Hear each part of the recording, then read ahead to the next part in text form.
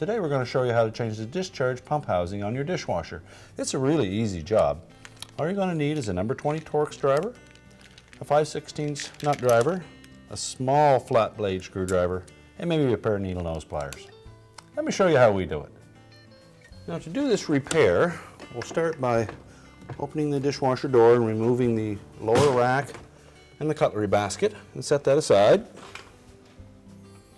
Next we'll take off the lower spray arm and we'll turn that retaining nut for the lower spray arm counterclockwise to remove it. And we'll lift the spray arm and the shield off of the pump. We'll set those both aside. Next we'll remove the 6 number 20 Torx head screws that hold the filter to the pump.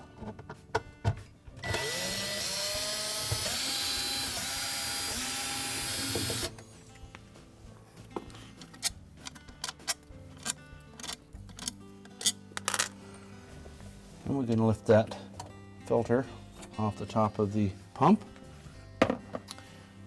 Next we'll remove the backwash arm and the center spray nozzle. Set those aside.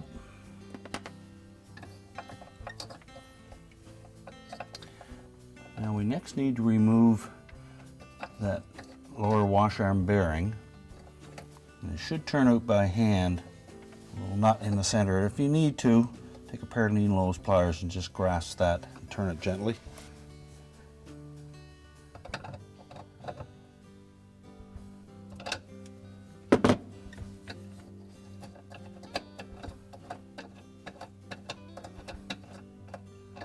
Remove that nut and set it aside. And you can lift off the lower wash arm bearing. We'll set that aside. Next we'll remove the 3 5/16 screws that hold the discharge pump housing to the pump. And if you can't quite see all of those screws, you can easily lift the filter off of the pump base and set that aside.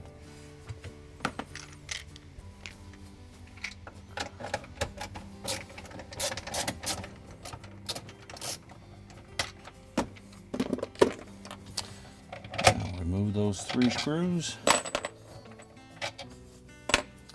and then you can lift the housing off of the pump.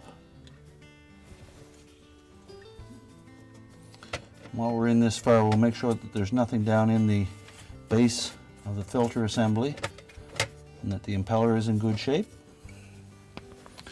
And next we'll need to remove the gasket from the bottom of that discharge housing to reuse on the new part, and if the gasket is damaged you'll need to replace that.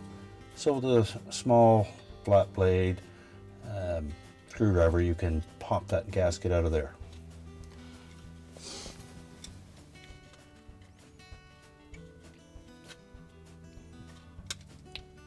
Now that's a square gasket, so take a little care when you go to reinstall it in the new discharge cover.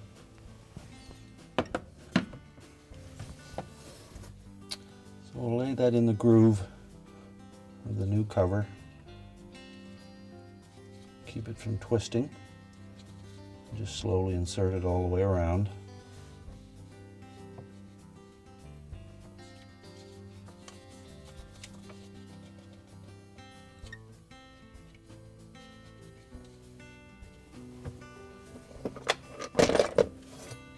And then with a little flat blade you can tuck that down into place.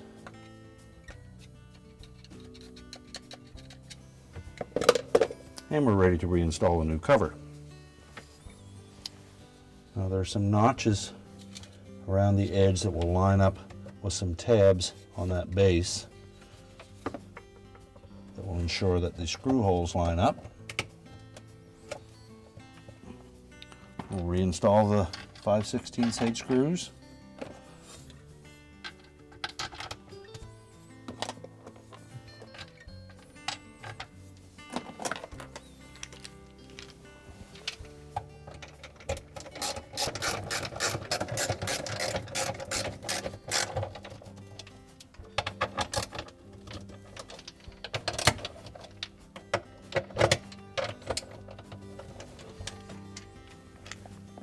While we have the inner filter out, it's a good chance to take note of these two ports, the right rear, the back of that pump housing.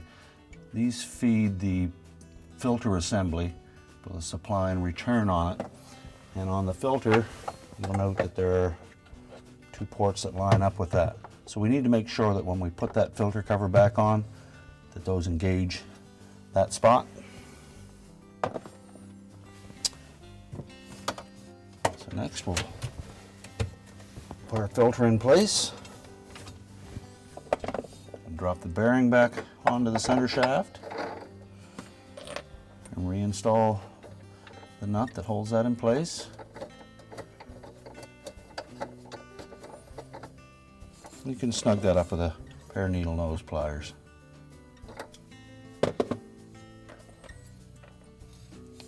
Drop the center spray nozzle into place. Now before we put the backwash arm in, just check the slots around the side of that to make sure that they're clear. And if they're not, take a small flat blade or a small knife and peel that debris out of there. If it falls back into the inside, you can just shake it loose. There are 4 openings in there that debris will fall out of. It's important that those are clear so that it'll keep the filter clean. Now once we have that clear, you notice there are 2 flat sides on that will line up with the lower spray arm bearing.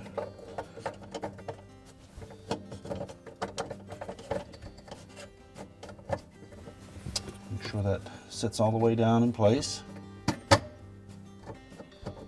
Should be below the shoulder of the top of that bearing. Now next we'll put the filter assembly in place. Then we'll line up that tab with those 2 ports on the back.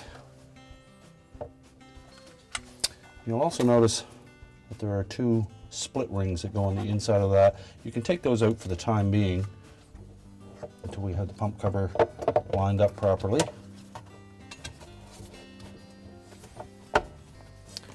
We'll reinstall the 6 number 20 Torx screws.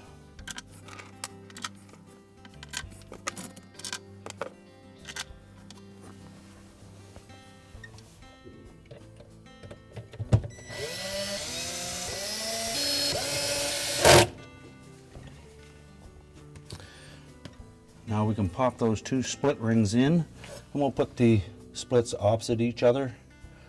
Just squeeze them together enough to push them down into the opening. And the bottom of the spray arm cover will push them into place.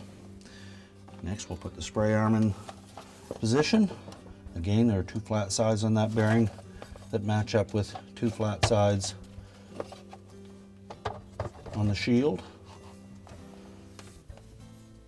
And put the retaining nut back in place. Make sure we don't cross thread it. Make sure it spins freely. Next we'll put the lower rack back in place.